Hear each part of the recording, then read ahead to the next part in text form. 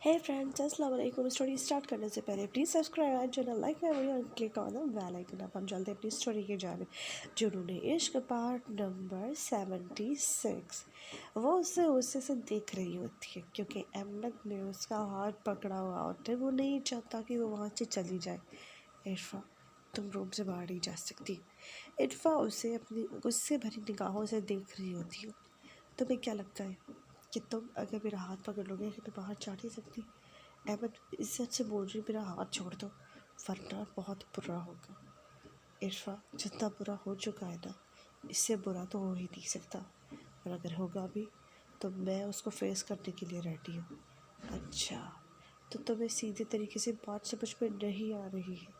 नहीं, मुझे सीधी सही सी बात बिल्कुल समझ में नहीं आ रही है। इरफा अहमद से कहती है कि अगर वो उसका हाथ नहीं छोड़ेगा तो वो उसके ज़ख़म पर फिर ज़ख़म लगाएगी, लेकिन इसके बावजूद भी अहमद इसकी बात को फॉर ग्रांटेड ले लेता है, जबकि उस वक्त इरफा मजाक के मूड में तो बिल्कुल नहीं थी।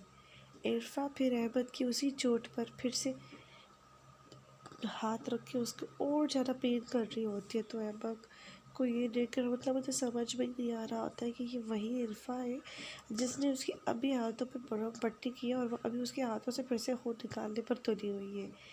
अहमद फ़ौरन ही अपनी बेहतरी इसी में समझता है कि वो उससे हाथ निकाल लेता है। देखा, मैंने कहा था ना, मुझसे दूर रहो, लेकिन तुम्हें मेरी बात समझ नहीं आई। इरफा, थोड़ी देर पहले तक तो तुम गुस्से में थी, फिर भी मासूमाना तरीके से बिहेव कर रही थी। अब अचानक ऐसी शेरनी कहाँ से बन गई हो तुम? तुम्हारी वजह से बन चुकी हूँ मैं ऐसी। इतनी जंगली नहीं थी पहले मैं। सही कहा इरफा, यही नाम ठीक रहेगा तुम्हारे लिए। तुम ना काफ़ी जंगली होती जा रही हो दिन भर रहकर। जंगल पे रहूँगी तो जंगली ही होंगी ना, जंगली जानवरों से आकर। ओह, तुम्हें जंगल का कोई जजमेंट लगता? जी ऑफ कोर्स। तो फिर तो अच्छी बात है ना, जैसे मैं हूँ वैसे तुम बन जाओ, फिर तो हम स्विच कपल ही दिखेंगे।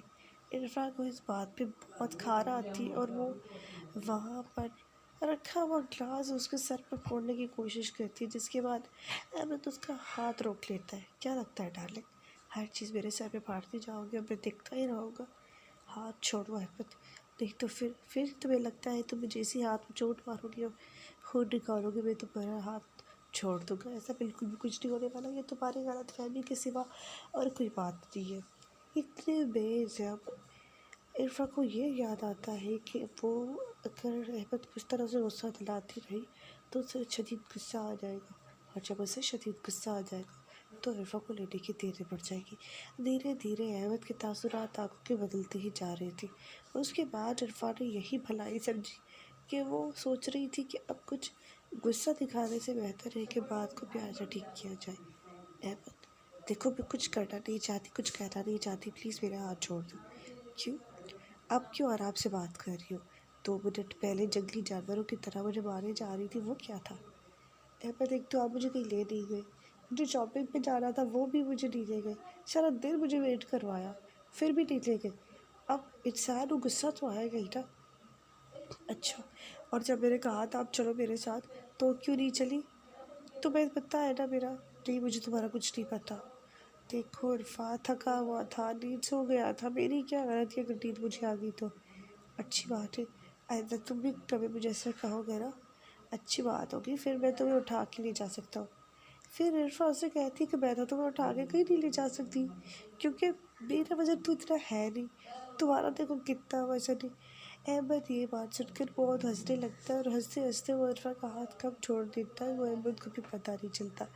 इरफा ये मौका की तलाश में थी और वो उस रूप से जैसे ही जाने लगती है, अहमद उसे कहता है कि वहीं रुक जाओ, क्योंकि अहमद हंसी रोक कर फिर संजीदा हो चुका था और इरफा को ये वार्निंग किया जा रहा था कि अगर एक कदम भी रूप से बाहर निकाला तो तुम जिम्मेदार खुद होगी अंजाम की।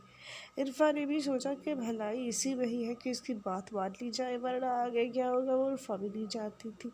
उसे समझ नहीं आ रहा था एक पल के लिए इरफा को कि ये वही इरफा है जिसने अहमद को अभी अभी चोट लगाई थी, क्योंकि उसे नहीं समझ आ रहा था वो ऐसी तो बिल्कुल नहीं थी। लेकिन शायद अहमद के साथ रह के उसके अंदर काफ़ी कॉन्फिडेंट आ चुका था और अब वो अहमद को भी अपनी फ्रेंड फराह की जैसे ही समझती थी। मतलब अब इरफा के दिल में अहमद के लिए एक सॉफ्ट कॉर्नर पैदा तो हो चुका था। खैर, अहमद अपने रवैये पे थोड़ा सा गुस्सा भी था, लेकिन जैसे इरफा ने अपना गुस्सा उस पर दिखाया था तो अहमद अब नॉर्मल तरीके से बिहेव कर रहा था। वो दिल में यही शुक्र मनाए जा रहा था कि शुक्र हुआ इरफा नॉर्मल बिहेव तो कर रही है मेरे साथ, वरना मैंने सोचा था पता नहीं क्या करेगी, किस बात पर घर तो नहीं छोड़ के रहेगी। इरफा जब ज़मीन पे सोने के लिए बेड सेट कर रही होती है, वो अपनी सारी चीज़ें निकालती है, फॉर्म निकालती है, वहाँ बेड जब अहमद बेड पर बैठता है तो वो देखता है कि इरफा ज़मीन पर चीज़ें सेट करके वहाँ ही सोने वाली है। तो अहमद उसे कहता है ये क्या कर रही हो? वो अपने ज़मीन पे सोने वाली हो। अच्छा, और ज़मीन पे तुम क्यों सोगी इरफा? देखो अहमद, मैं तुम्हारे साथ बेड पर नहीं सो सकती। अहमद, तुम्हें क्या हो गया? अहमद उठता है, जैसे ही उठता है वो इरफा का हाथ पकड़ता है, उसे घसीट कर बेड की जानिब धकेल देता है और उसे कहता है कि तुम्हें यहीं रहना पड़ेगा। अगर तुमने थोड़ी सी भी चूँ चाँ की है ना इरफा, तो फिर अजाब से तो तुम वाकिफ़ ही हो। इरफा को बहुत गुस्सा आने लगता है। वो बेड पर ही खड़ी होकर अहमद से कहने लगती है कि ये तुमने क्या लगा के रखा है, अजाब से डरोगी, ये वो लोग अपनी बीवियों के साथ ऐसा कतई बिहेव नहीं करते, तुम मेरे साथ इतना अजीब बिहेव करते हो। जब भी बात करने में लगती नॉर्मल से तो मैं ये हूँ, मैं वो हूँ। तुम कहीं के आए हुए शहजादे समझते हो अपने आप को, और मैं क्या तुम्हारे लिए बातें सुनने के लिए पैदा हुई हूँ? देखो, तुम मेरे कोई मैं तुम्हारे आगे पढ़ नहीं रही ना, तुम मेरे टीचर हो ना कोई प्रोफेसर हो, फिर भी रोब झाड़े जा रहे हो। इरफा भी उसे बात ही सुना रही होती है, वो चीज़ें समेट कर साइड पे रखने ही लगता है कि इरफा उसे कहती है कि अब चीज़ें उठा ही दी है ना, तो सीधा तय करके ना कबर्ड में रख दो। तो अहमद सोच रहा होता है कि ये हुक्म चला के तो ऐसा बोल रही है जैसे कि इसकी सारी ज़िंदगी मुझसे कोई काम करवाना हो। इरफा, ये तुम क्या बोल रही हो? तुम मुझसे काम करवाओगी? देखो, शौहरों का तो यही काम होता है, उन्हें बाहर भी काम करना पड़ता है और घर पे भी। तुम्हारी जैसी चुड़ैल बीवियाँ होंगी तो बेचारे को ऐसा ही करना पड़ेगा ना। खबरदार अगर मुझे कभी चुड़ैल बोला तो तुमने। अच्छा, अगर मैं चुड़ैल हूँ ना तो तुम भी हो, तो मैं क्या, तो तुम भी भूत हो।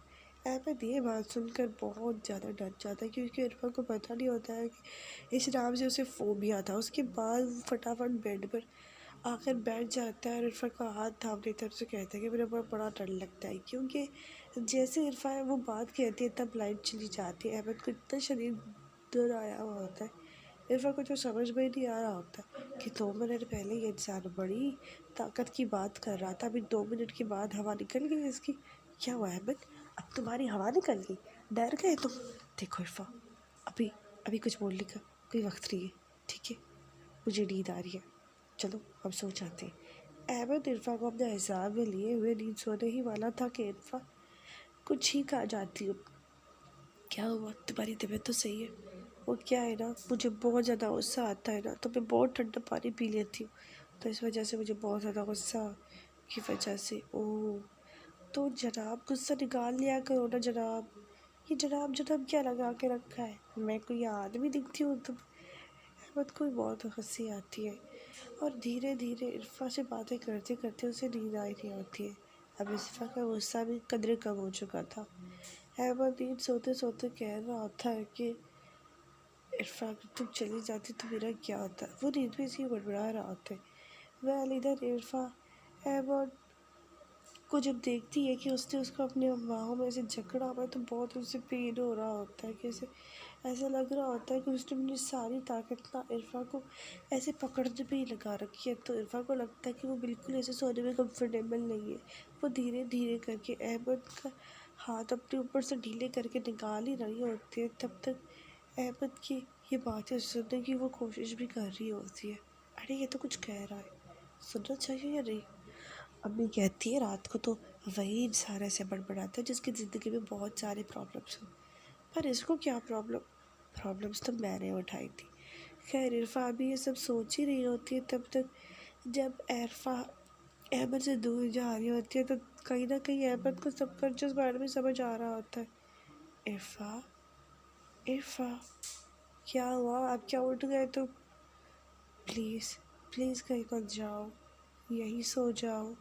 और अगर तुम पूरा मेरी साइड पे सोना नहीं चाहती तो प्लीज़ मेरा हाथ ही पकड़ लो यार, please. I can't live without you. मैं तुम्हारे बिना रह ही नहीं सकता, प्लीज़ प्लीज़। और अगर तुम गुस्सा होगी तो तुम मुझे छोड़ के चली जाओगी, प्लीज़ गुस्सा नहीं होना कभी भी। इरफा ये सारी बातें सुन के थोड़ा सा इमोशनल हो जाती है और वो अहमद को कहने लगती है मैं तुम्हें छोड़कर कहीं नहीं जा रही। वो अहमद को ऐसे बोल रही होती है और फिर उसके चेस्ट पर सर रख के सो जाती है। सुबह को जब अहमद नींद से उठ जाए तो वो देखता है कि इरफा पूरी की पूरी उसी पर सोई हुई है, क्योंकि पहले तो वो बेचारी अपना सर ही रखे हुए होती है, फिर पूरा अपना वजूद अहमद के ऊपर डाल कर सोई हुई होती है। अहमद यही सोच रहा होता है कि ये इरफा ही है या फिर वो कोई ख्वाब देख रहा है। जब वो देखता है कि वो इरफा ही है तो उसे यकीन ही नहीं आ रहा होता कि इरफा इतना जल्दी अपना आप उसके साथ ऐसा कंफर्टेबल भी कर सकती है। लेकिन कहीं ना कहीं अहमद बहुत खुश हो गया था। और फिर अचानक अहमद के फ़ोन पे कॉल आती है और जब इरफा म्यूज़िक पे उठने लगती है तो वो देखती है कि वो अहमद के ऊपर पूरी की पूरी ऐसे सोई पड़ी थी। अहमद आई एम सॉरी, मैं वो थोड़ा सा तुम्हें सॉरी कहने की कोई ज़रूरत नहीं इरफा। वेल हम दोनों एक दूसरे के लिए तो है, जैसे तो मेरी वैसे मैं पूरे का पूरा तुम्हारा। अगर तुम ऐसा नहीं करोगे मेरे साथ तो फिर कौन करेगा, कोई और तो नहीं कर सकता ना। इरफा जैसे कोई और का नाम सुनती है तो फ़ौरन ही अपनी उंगली अहमद के लब पे रख देती है और से कहती है कि तुम्हें मेरे अलावा भी किसी की ज़रूरत है। अहमद फ़ौरन समझ जाता है कि इरफा को जल्दी से फील हो रही है। और हाँ, आज हम शॉपिंग पे चलेंगे।